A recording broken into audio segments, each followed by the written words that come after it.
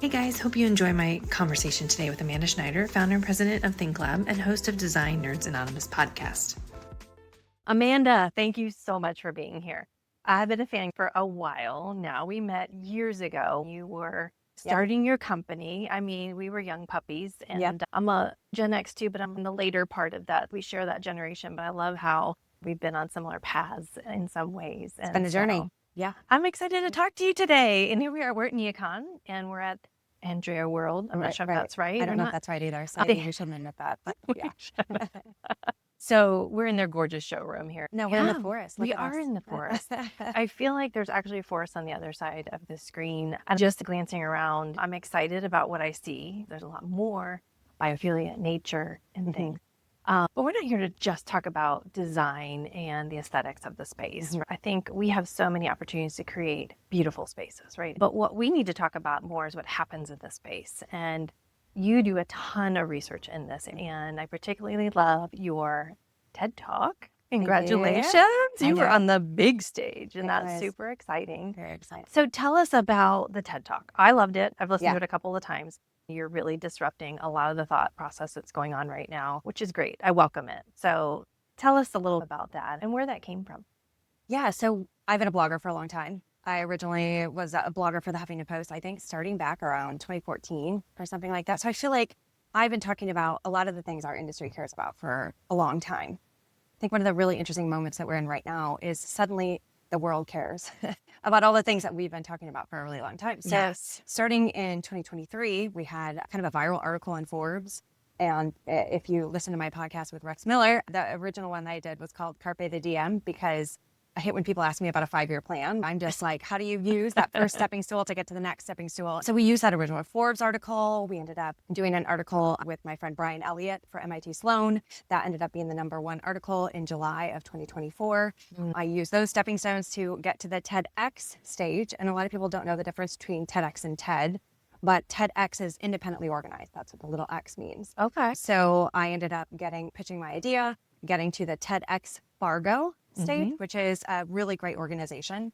And that ended up being selected first to launch to the TEDx global audience, which was a big honor. They're actually a huge following on that digital platform. Yeah. And then beyond that, it ended up being selected by TED, which was a first in the history of TEDx Fargo. And actually only less than 1% of TEDx talks get selected to go to the TED stage. Wow. And we're a couple months in now, and we're already almost 500,000 views. So it's trending to be over 1 million views. So to me, this says the world is hungry to hear from our industry right now. And I think it's a challenge to our industry. Yes. To make sure that we are phrasing things in ways that people that didn't grow up in this industry can understand it and hear it and share it. And I think it really says a lot about this moment in time that we're in. I agree. Where do you think that comes from? Do you think that's really all from COVID? Do you think that's the big accelerator here? I do. Yeah. I do. I think coming out of COVID, no one anywhere is more aware of how they feel in physical space. Yeah, it's true. Than they were before. Everyone is suddenly intuitively aware of something they probably didn't really think about or pay attention to before. You look at how COVID went down for a lot of people, but I think we all realized how we feel in physical space. We all really tuned in to how we feel when we're with people and when we're not. And we're realizing that we miss people. Yeah. We're also realizing that we have limitations, right? And we have limitations at home and at work. And so it's finding the balance in that and knowing that if I go home, I can work in 3 different places very easily throughout the day. Do I have that same option at work? But then beyond that, it's the connection, right? It's the people. And I am not going to commute if I'm not going to be able to be with the people that I need and make the connections that I need. And so I think this is a big point in your talk, right?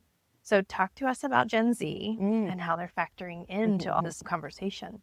Yeah, I think it's really interesting. So at ThinkLab, for anyone who's not familiar, is the research division of Interior Design magazine, Metropolis, a variety of different media brands. And our job is to leverage their reach to the industry and beyond to study what's happening in the world of design and beyond. So one of our studies was on Gen Z.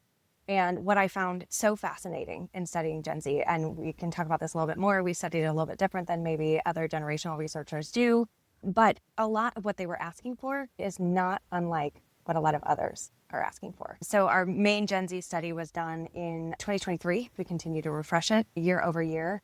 And we really learned a lot about the workplace and their expectations. So the earliest of Gen Z graduated in 2019, so just pre-pandemic. Our original study was specific to this industry, really looking at designers and how designers that are just coming out of school during the pandemic, how their entree into the professional world was or was not successful and what they learned from that. And I think going back to your question about, where are we right now? Why do people care about space? Is I think that not only did we become more aware of it, but I think the pandemic has given us a glimpse into a future maybe we didn't like, let's say, as we kind of went into this very, very digital world very, very fast. We saw what we didn't like about that world.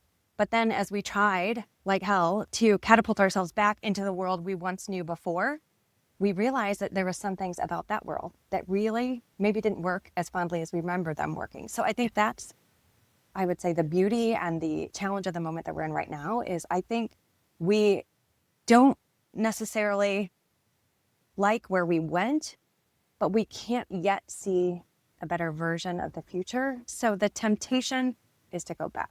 And we can't go back. No. It wasn't working before the pandemic. I mean, let's face it, workplace For some, wasn't it was. working for them. For some, General it was. Yes, it was not. Yeah. But those were the voices that weren't always at that table talking about what was and what was not working. Right. And I think that that's a real opportunity now is to make sure that those diverse voices are at the table. Agreed. So what are some of the things that you're seeing in Gen Z that are so different? Yeah. What are they asking for? What are they realizing that's important that the rest of us are not catching on to, or maybe just not admitting? My TED Talk talks about, we start with a would you rather question. So the would you rather question is, would you rather stay in the same job that you're in right now for the rest of your career? Or would you rather change jobs every year from now until you retire? Now, when we ask that to a mixed audience, the majority of people would rather stay in the same job that they're in. And I think that's really reflective of, a lot of mindset around career. Longevity, loyalty, time in seat, time in role. These are things historically we valued. It's not to say Gen Z doesn't value them. It's not to say Gen Z is disloyal. We can definitely unpack that one here in a minute. But when we ask that same question to Gen Z, the majority of them would rather switch jobs every year from now until they retire. And we make them kind of stand up and sit down. So it's a really fun way to make sure everyone participates, right? And we don't have people like just not raising their hand. But I think it really shows us just how differently Gen Z sees the world. And I think that especially is reflective of the workplace as we get into a lot of these workplace discussions. And as we look at generations, baby boomers are one of the largest generations. Yeah. They are retiring between 2024, 2027. Gen X generation is not big enough to fill their shoes. So this means millennials and Gen Z are going to have to step up much sooner than any of us do. So really understanding some of these fundamental things about how they perceive the workplace. And if you take that same would you rather question and you even turn it a little bit to think about how they're going to hire, they would even think, would I rather hire someone who's been with the same company for 20 years, that's all they've ever known? Or would I rather bring someone in that has experience from 20 different companies that has seen what works and what doesn't? Would I rather bring them into my brand? And when I say that on stage, I do a lot of public speaking. When I say that on stage, it makes a lot of people really, really uncomfortable. Yeah. But I think we have to, especially in an era that is changing and moving faster than ever before, when we feel that discomfort, we kind of have to say, why is this provoking me? So if any of your listeners are having that moment right now, why is this provoking me? I would say, maybe it's time to kind of check that. And you don't have to believe me, but you do have to ask yourself, but what if that were true? Yeah. It's definitely something you have to think about. I think a lot of what we put value in is old school. I mean, it's the gold watch after, 20, 30, 40 years of work. It's all of the traditional kind of things that come from our culture. Earning the corner office, right? Earning the corner office, all of the things that we have slowly kind of been breaking down over the years. These are some of the remnants, I think, that are left. And I think, there's a lot to be said for loyalty. So you can talk about that too. How do they feel about loyalty? But I don't know if it's a question of loyalty. Or is it, hey, this is a job. You want me to do my best job, right? And I want to do what's fulfilling for me. Yeah. It becomes a little bit more transactional, doesn't it? What does that do to the landscape? It means we've got to rethink a lot of things. Yeah. We've got to rethink a lot of things that are in our structure because we are not built for a transient workforce. We are built for people to stay. So let's unpack that loyalty thing a little bit because it is downright offensive to them when they hear Gen Z is not loyal. When we dug into that in one of our sessions, it was a very passionate session. And they said, it's not disloyal. Give me a reason to stay. That Yeah. was loudly, give me a reason to stay. It's not that I'm disloyal. I'm just not blindly loyal. And that's not a fair expectation, especially if you think about it. The access that they have more than any other generation, LinkedIn alone, they are getting requests to apply for jobs. They're getting headhunted by recruiters, sometimes with these wild raises. And you're saying that I should be accepting of a 3% raise. You're saying that even though cost of living is doing this and 3% doesn't quite meet that I should accept that. That's not loyalty. That's stupidity in their mind. That's And I hate to say it that way, but it is that black and white. Let me tell a quick story. And this comes to me from David Kennedy of Bernhardt, if you know him. Okay. So shout out to David because I love this story. I've told it so many times from the stage now. So one of his sons goes to Wake Forest College. Okay. And in the intro for the parent orientation, they shared this statistic.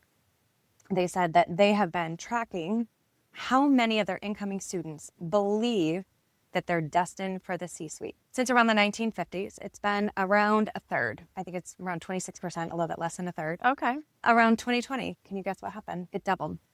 So around 2/3 of students feel that they're destined for the C-suite. And all the parents in the room roll their eyes like, oh, these entitled children, right? Disloyal, entitled, these may be some words you think of when you think of Gen Z. Then the presenter said, okay, but let's pause for a minute. Now, how many of you, and it's Gen X and Boomer parents, how many of you, when you were young, were invited to participate in the decision about where your family went on vacation? No one raised their hand. And they said, now, how many of you ask your children where they'd like to go on vacation? The whole room raises their hand. Interesting. So I think it's a really interesting reflection of we may be frustrated, but we were part of creating this problem. If it's a problem, and it's only a problem if you're uncomfortable trying to rethink some of these norms that have been in place for a very, very long time. Yeah. So where does that leave us with Gen Z? And they're really being a catalyst, for a lot of other things. And it's a stereotype, right? And it's just like any other stereotype. There's a lot of assumptions and a lot of generalizations. And I agree with you because you talk about using it as a prototype, not a stereotype. So talk about that a little bit. Because when you say generational research, like some people, their heckles go up. And I always apologize to any millennials in the room because I think what we did to their generation was not fair. No. Because a lot of generational research really stereotypes. And you've even heard me already in this conversation say Gen Z is looking for this, Gen Z says this. We do have to kind of group it. But I think this is one of the really interesting things that we have done as we've looked at it. We did research Gen Z, but we didn't only research Gen Z. What we did is we looked at how things were shifting across generations. So no matter what generation you were, you took this survey. It was over 1,500 data points to really look at how different generations perceive things. And what we were looking for in that data were what we called arrows to our future, right? Think about something like digital preference. One would imagine, or stereotype, that maybe boomers have the least preference, followed by Gen X. And we would kind of see these, what we love as researchers, these beautiful charts that kind of go up and to the right. And we could easily point an arrow that kind of says where we're headed.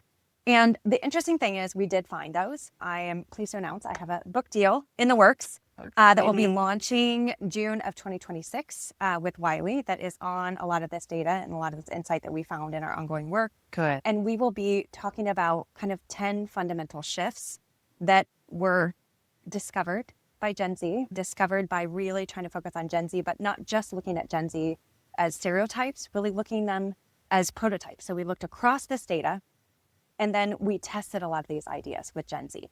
So when you prototype something, you keep the aspects that work and you iterate on the ones that don't. Go fast. Yes. And move on. Exactly. So we're even following our own advice. And the TED Talk, I talked about the Gucci shadow board, which for any of your listeners that haven't listened to that, it is something that was put in place by Gucci. They recognized that their sales were declining as their core demographic was aging. So they put in place at that time was a millennial shadow board, but the concept still sticks, to advise senior leadership on sales, marketing, product development initiatives. Gotcha. And the result was 136% sales growth. During the same time period, their closest competitor declined about 11.5%. So I think that this is another way that we can bring Gen Z and some of these fresh viewpoints into the room. Yeah. The fish doesn't know it's in water. It's just swimming. Right. And so if we can kind of study them, what's as natural to them as the air they breathe, this is why we look to them as prototypes. And we don't have to take everything that they say. They are new, but they're seeing things we've seen for years with fresh eyes. Yes. And by really understanding where their perception comes from, maybe testing and trying some of these, prototyping some of these ideas that they have to see maybe we can all find the same success that Gucci did with that sales growth by really making sure that we're connecting. And for Gucci, it was revenue growth.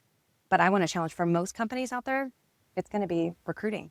Right. Because again, these younger generations are going to have to step up sooner, and you're going to have to be real sure about who your culture is and what you have to offer them, because they will not follow with blind loyalty. Absolutely. Do you think that some of that is because they've been given a seat at the table? Like, They haven't learned the same editing rules that we all did. that's a good point. Whether we were formally taught this, there were things that we witnessed that some of these younger generations are just not seeing. They're not learning to edit in the same way that maybe we did. Look at all the viral salary discussions on TikTok. Why wouldn't we talk about this? Right. It again goes back to that access, and Yeah. they're seeing it modeled. And I think that has effect on what they feel comfortable speaking aloud. Yeah. And I think they should. I think they should be encouraged to poke some holes in something. Mhm. I think they're the ones that can come along and say, yes, but you told me or here's how you set me up when I was a kid. And also I've seen you, mom and dad, work in this burnout culture. Why would I want to follow in your footsteps? And a lot of the data says Gen Z is not having kids at the same rate. And some of that is because all of us follow Instagram, follow TikTok, whatever, are more open about the challenges of motherhood. Right. My mom's generation didn't talk about that. You didn't talk about any of the things that happen post childbirth. And our generation started to very quietly with one another. Their generation is doing it very publicly with the world. Yeah. So that empowers them to have those conversations in every aspect of their life, right? Yep. Out of all the things that Gen Z seems to be wanting or needing out of their workplaces, I know it has to do with culture and how they perform their work and all, but what about the leadership piece? What are they looking for in a leadership team? You said, give me something to stay for. Well, leadership's going to drive that every day. Yeah. So what does that look like for them? We can talk about what Gen Z wants and even what Gen Alpha wants. There's new data out there about that. But one of the other problems with generational research is it pits you against each other almost. Because if we just look at what Gen Z wants and we're trying to cater to them, it almost feels like baby boomers or the forgotten Xers, we've got to give something up so that they get. Right. But I think this really should speak to the leaders in the room about the challenges that they're under, because we do have more generations than ever in the workplace. And there's some new research out from McQuindle. If you're not familiar with them, they're going to be on my podcast, Design Nerds Anonymous, coming up in season 8. And in their research, they do the same thing, looking across different generations. And they talk about baby boomers tend to value leadership that directs. Okay. Generation X looks for leaders who coordinate, really help them with this teamwork, collaboration, things like that. Millennials prefer leaders who guide, which is interesting in all of our data too, because we definitely have seen that, just very, very specific. Gen Z expects leaders that empower. And we heard this over and over in our research. Empower, like, I trust you when you trust me. I value you when I feel valued by you. Again, think about that. They had that seat at the table. And they go even further to say Gen Alpha expects leaders that inspire. Now, look at what's happening in this return to office moment that we're in right now. These leaders, a lot of them, white male boomers, if we're honest, right, are creating mandates to go back to the office. Right. Because they're thinking, I value leadership that directs. So they are doing what they believe to be the most admirable thing of a leader. Right. But what's shifting now is from these leaders that direct, coordinate, and guide to leaders that empower and inspire. And these leaders today are having to create workplaces that can foster all of those different beliefs in one. And it almost feels like, what do you call those little bamboo finger traps? How do you do all of those things at once? But I think it also explains some of the pushback that we're getting to some of these RTO mandates. We're running a Gen Z cohort, very similar to that Gucci one that we talked about. We talk about, you and I grew up with the golden rule, treat others the way you want to be treated. But I use the example all the time of Pokemon cards. My 11-year-old son loves Pokemon. So when we ask him, what should we get Dad for his birthday? He's like, of course, Pokemon cards. That's a sign of love if I give you Pokemon. But guess what? My husband, not a Pokemon guy, former Army Ranger, not his thing. No. So we have to think about the platinum rule, which is treat others the way they want to be treated, not the way you want to be treated. Because no one wakes up in the morning. No CEO wakes up in the morning thinking I want to disrespect my people. No coworker wakes up in the morning, we hope. I don't know, I want to believe this. No one is trying to do disrespectful things. Right. Most people are not. They are trying to do the right thing. that is why I love this generational research, because it really it helps you understand perspectives maybe that you don't have yourself. Yeah, I love that too. So who's doing that out there right now? Do you see anybody out there doing that really well in trying to communicate that across their generations within the company? I think the generational research gives you a lot of clues, but what this really comes down to is the individuals. It was a line in my TED Talk, actually, that changed a week before the talk, because I was presenting my talk to my best friend, Beth. One of the lines is the future of work starts with people understanding when and where they work best, right? And it really comes from some research that says people actually care more about when they work than where they work. Yet a lot of the conversation is about physical workplace, at least in our world, in our circles, in our industries. Absolutely, yeah. And so I was saying this line to her as I was practicing it. I sent her a million recordings, and that's what best friends do, right? But she said, Amanda, you guys think about this all the time. You think about when and where you work. Your industry talks about this. At the time, she was not in this industry. She's like, but I've never thought about this. Yeah. Work is just where you go. She's out of Kansas City, and so it's a city where people just go into the office. It is something that she had never questioned before in her life pre-pandemic. So the line ended up being, well, many of us have never paused to consider this. The future of work starts with considering when and where we work best, and actually challenging individuals to do a little bit of that self-discovery. Because I think, like Beth, many people probably haven't thought about that before. You know, it's just an assumption, kind of like a lot of things we assume pre-pandemic, that you do this and it's just the way things are. I work with a lot of designers. We do all the interior design, joints and design research. We're always talking to them about what they're trying to design, what's new and what's the latest and greatest. And designers can't do their job if we don't know what we want. We can't design a better workplace if we don't know what better is.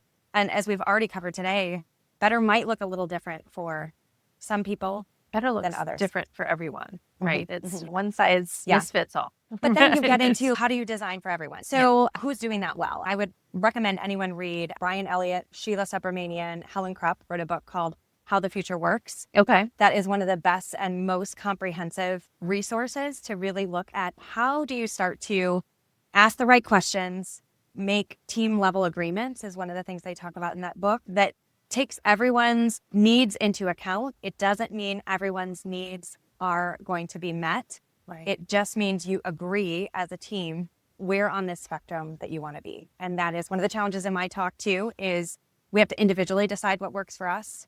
I think companies do have to get bolder. I think for some, 5 days a week in office will be their competitive advantage.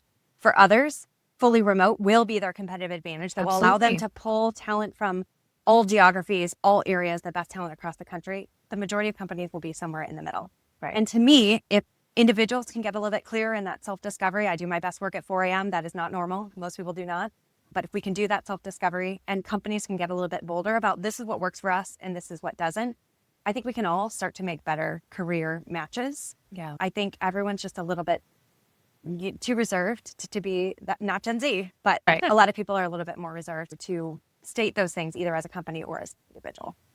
I think that the world is hungry for it right now. And I do think there's a lot of individuals that are really starting to have this broader conversation. So I would definitely follow Brian Elliott, follow a lot of what he looks at. I think he's one of the ones that really, especially as you talk about who your audience is and some of these users of spaces, some of these leaders, some of these people that maybe don't speak the weird lingo that our industry falls into. Right. His tools in that book really give individuals actionable things, downloadable tools, kits where they can have those conversations. We had him on Design Nerds Anonymous.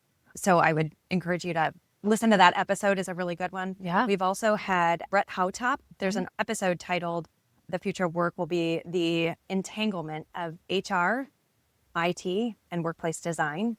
And so they really talk about shared goals. So for any of your listeners who are leaders, really talking about how to integrate those goals. You know, when you do these, you don't want your panelists to agree. They didn't all agree. So it's a very challenging in a good way. They were really respectfully challenging one another in some assumptions, which I love. We also have another episode where my 14-year-old son introduces us. So that's adorable, his introduction, but that had Phil Kirshner on. He's another one I would recommend anybody follow on LinkedIn. Absolutely. He is definitely bucking the norm to really say where he thinks the future should go. And on his episode, we had someone from Microsoft who's leading kind of hybrid equity and some of the technology development for some of these hybrid workplaces. So if you love podcasts, if you love this podcast, you may love Design Nerds Anonymous. Those are some other people that we've had on that we really respect and admire that are trying to speak not just to our industry, but to the world. Yeah, I love that. It's really important, right, that we get this conversation. I need to be. Well, we could talk about this forever, but Yeah. tell me a little bit more about your book Okay. and what you're diving into with that. I know that's going to get into a lot more of conversations and how we're going to approach this. And I know it's not all Gen Z. I know that they've triggered that for you. So, For sure. I think what was interesting to me about Gen Z, and we heard this in my TED Talk as well, is just how much what they're asking for parallels what I needed, what the foundation for the company that I built was built upon. So I actually think that some of this Gen Z research gives us some kind of eye-opening moments because of their boldness, because of what they're willing to talk about, to really think about maybe the rules that we want to rewrite. So the working title of the book is The Hidden Genius of Gen Z at Work. And it is a book about Gen Z. I unapologetically have Gen Z written in there, which kind of timestamps it a little bit. But when you really get into the content, I hope that it is a timeless moment to invite everyone who reads it, every leader that is trying to figure out what's next, to look at these old norms in a new light. Adam Grant calls it a vuja day moment, which is the opposite of a deja vu. Right, that's a really good one. seeing something that you've seen many, many times before, but with fresh eyes. And so, I'm only 8,000 words at the time of this recording into a 50,000 word draft. So it's still absolutely developing as we speak. But I call out 10 workplace norms if we look at trying to go back to the way it was and the unstated rules that everyone was just expected to know pre-pandemic. There are 10 main rules. And I suggest, with the help of Gen Z and also with my personal experience of how I've designed our working culture at our company, right, the 10 ways that those things are going to change. And obviously, all those 10 things are influenced by this Arrows to Our Future and the generational research. So it's based on data and what we're seeing shift and change across. So I actually propose 10 new rules for work in the future that the most companies that have the most success at recruiting the best talent will likely follow. what are one or two of the most disruptive ones are you finding? I mean, they're all a bit disruptive to the way things have always been. But I think one of the ones to talk about is maybe communication, really mastering synchronous and asynchronous. I think that we are in a synchronous world. Right. And during the pandemic, we all went totally remote. And the meeting heavy world that made perfect sense prior to 2020 suddenly did not make sense when you're exhausted staring into each other's eyeballs on Zoom all day. And so I challenge the way we think about synchronous and asynchronous work. Another one we could talk about is mentorship. I think that's a hot one for me because we just came off of our mentorship topic in our recent Gen Z cohort. Okay. And I think we're going to have to think of mentorship very differently than we do today, because I think mentorship, especially in this industry, and we're talking to everyone, so I'm sure we're not the only industry that's wired this way, is built on a apprenticeship model. Yeah. Watch and learn, be in the same space. You really have to be in someone's presence to learn these things. But if you look at the way that they learn, Gen Z is one of the first generations to basically be born with an iPhone in their hand. They are not always comfortable with the people skills of going up and asking someone, especially someone much more their senior. They're going to be much more comfortable asking someone who's a little bit closer to their age. Yeah. So the traditional idea of mentorship is built for an apprenticeship world where someone is comfortable asking questions, or a mentor-mentee relationship. And they can't, in many worlds, access this information or Google it before they have the conversation. So their expectation is to really be able to do some research so they don't look stupid asking questions. In every other area of their lives, they've been able to do that for their whole lives. That's interesting. But a lot of these professional conversations, a lot of the nuances of unique industries, they can't be found in a simple Google search. And so the only way, was one of our Gen Zers in a podcast interview, she said, until we reframe mentorship for the way that we think and work, we do have to come to the office because it's the only way to do it. But in our recent Gen Z cohort, we actually had them tell stories of the most successful mentorship relationships. And many of them involved mentors that weren't physically in the same location. Okay. Someone who had mentored them from afar, or someone that maybe was very digitally fluid and able to communicate with them. It was often someone who wasn't much their senior, but a bit closer in age. Okay. to Yeah. them. That makes sense. And a lot of the stories involve the I trust you, you trust me. And I think to really illustrate that, one of the most shocking things about this generational research was just how blind they are to their own physical, digital fluidity. We would ask them about being in person, and they would talk about the digital tools they're using to communicate in person. Think about this. They're together, but they're playing a video game together, right? Yep. Or they're gaming on their phones. They'll even like do a multiplayer game where you all join on your individual device. And so they talk about the digital tools that they are doing when they're together. And then when they're not together, when they're talking about work, they talk about the tools that they're using to connect. So I think this is one of the flips that we're going to have to see is, ironically, for our generations, we would find someone at the park and play together. But for these other generations, they think in a digital first manner. They're going to connect digitally. And if they like that connection digitally, they're going to show up in person. We still need them to be physical. We still need them to be face to face. So I think a key for the future of communication, a key for the future of mentorship is really recognizing they need to wade into the water of these relationships. And the way that they do that is connecting digitally first, and then wading into that show up. That's how they're developing trust. Yeah. The more companies that kind of engage that digital relationship building first, and even in our industry, I used this example the other day on my keynote, something as simple as they were saying for the reps, put your picture in your digital signature on your email. Because if I can see your face, then I'm going to recognize you when I walk into a physical room. Think of that feeling that you have in a high school or a junior high cafeteria, right? We can all remember that. Walking in with your tray, like, do I see anyone I recognize? That's how these Gen Zers feel for the first time showing up at industry events, or for some of them showing up for the first time in the workplace. True. So how do we create that digital touch point that they are used to, that is how they've connected with humans their entire lives, other people outside of their home? How do we give them that digital entree that allows them to wade in the water and makes it not so scary? Because we do need that physical, in real life connection. Yeah, we definitely do. And that's why I'm out here. That's why we have people running around. There's so much noise behind us. It's very exciting here. People are looking in the showroom.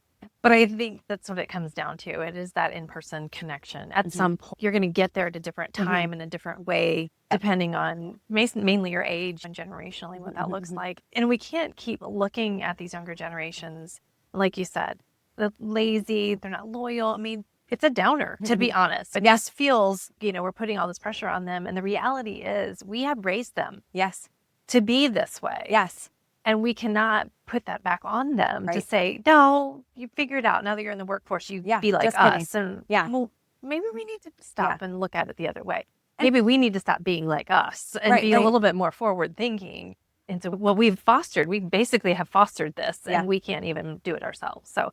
And I think it goes back to that, but what if it's true? Let's go back to where we started with this recruiting, and the loyalty question that I opened my TED Talk with. But what if it's true? Yeah. Like, are we going to be frustrated that they're not following into our norms of staying at one place for 20 years? Or are we going to look at our onboarding and recruiting policies? Because the irony in that is also, like, the more you prepare them for the next job, the more likely they are to stay. It's this upskilling and reinventing. It's you value me, I feel valued, I will value you back. The more of that we can do, the more likely they are to stay. So again, back to that question, but what if it's true? Yeah. So if it is true, how might we have to rethink our recruiting and our retention strategies? And how do we get input on that? It's inviting new voices to the table that may not think in the same norms that we do. Yeah. And we have so many other challenges too. I mean, we just did a talk on neurodiversity. And so not only just talking about different voices, we're all talking about different minds as well. I think kind of what's funny, maybe it's to me because I am Gen X, is that we, boomers and Xers and everyone else, we feel like we want to still do this work from home. We want to have this flexibility and all these things. But I don't see a lot of willingness to learn these tools that maybe people like Gen Z have. In order to allow ourselves to have that freedom. So what hill are you going to die on? Boomer. Well, Do you want your flexibility or do you want to keep working the way you're working? That's the rub, right? There's got to be give somewhere. What tools are you going to lean into? What new ideas are you going to think about? And what, new processes can you create in order to allow yourself to work that way? And what that was, what that sparked for me is also just how we learn, though. And I see it in a lot of our research.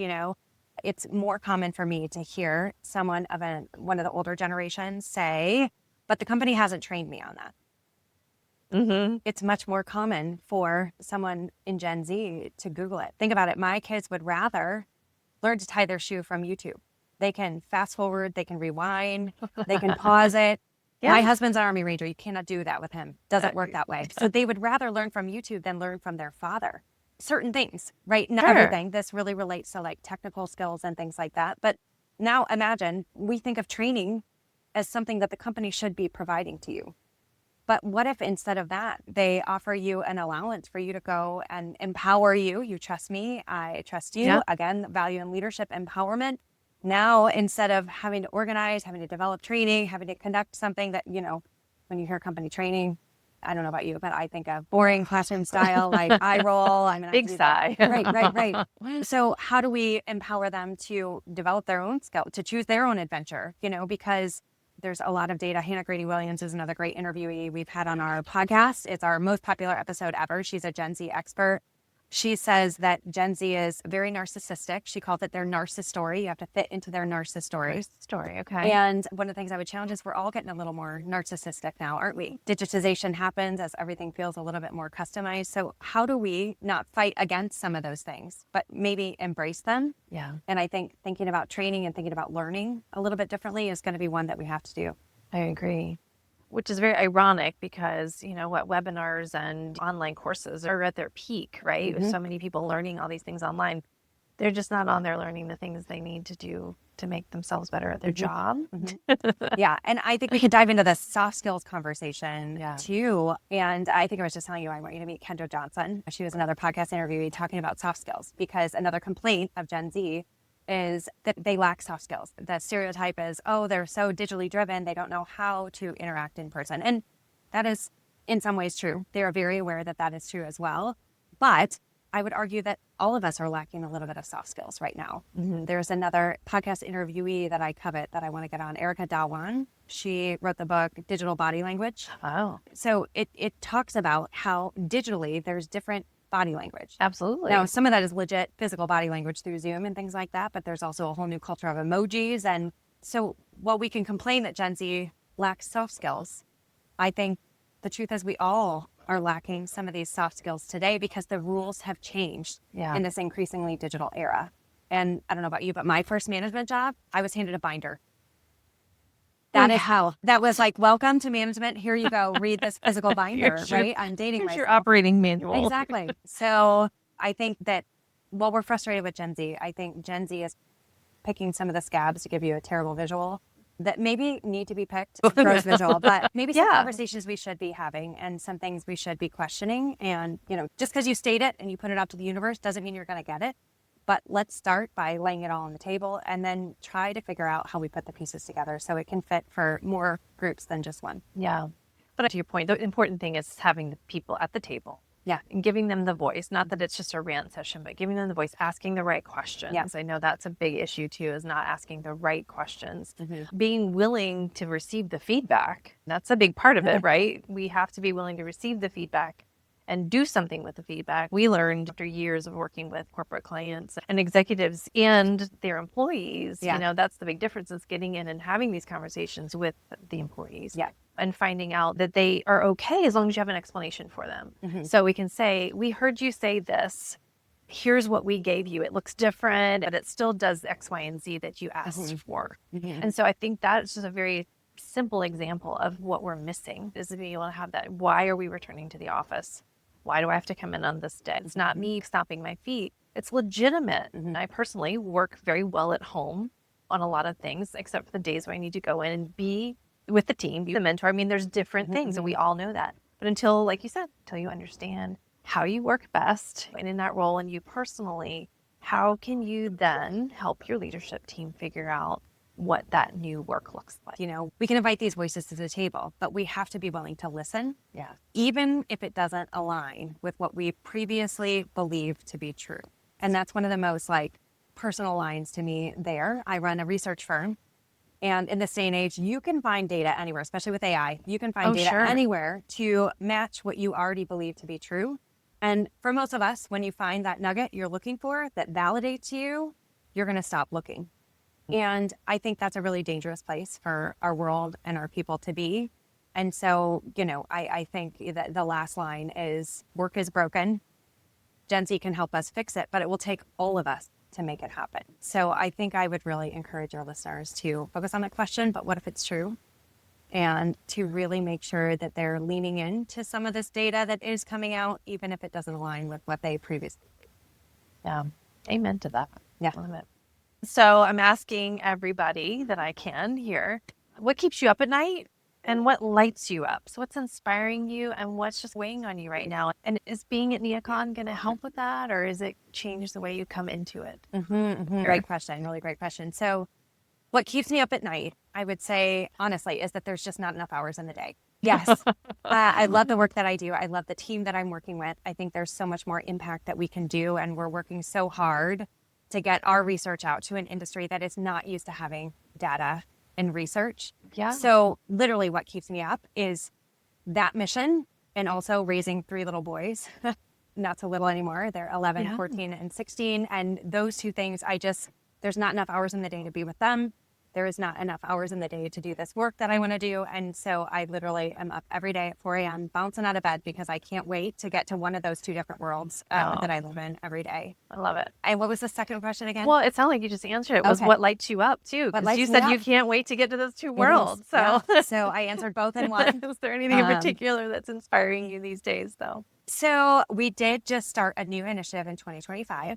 It is called Baseline. Okay. And Baseline is really helping the product side of the industry navigate kind of this uncertainty and roller coaster that 2025 has been. Oh, I love it. So tariffs, the big T word right now, are a piece of it. It's not all of it. It's really looking at benchmarking where we are quarter by quarter on some key kind of data points that are customized to this industry to help give our product partners the context that they need to navigate through what I think in some ways is going to be a great year, and in other ways is going to be a tumultuous year. So it is not about politics. So it doesn't matter which side of the fence you're on or if you're in somewhere in between. It is not about policy or politics. It's about helping give you the context to react to it. So I hope more people listen in to that. It's a 10-minute podcast launching every Friday. Oh, cool. And you can also take the survey to get the results. You have to take the survey to get the results. And I hope more people take that survey because the more data that we have, 15 different industry partners that are part of it.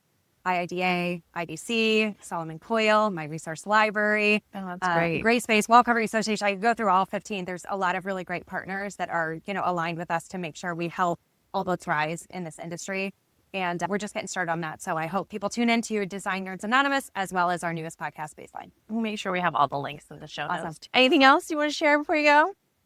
I don't think so. No, I don't think so. I'm excited to be here. I'm excited to be with you face to face. It was really fun that we got to do this in person. Yeah, this was great. Well, thanks for being here again. And we'll keep the conversation going. And we'll see you again soon. Awesome. Thank you. Thank you so much. Hey friends, if you enjoyed today's episode, please join in the conversation at Create a Place Podcast on LinkedIn or Instagram. And don't forget to subscribe. We're so glad you tuned in to Create a Place and look forward to seeing you next time.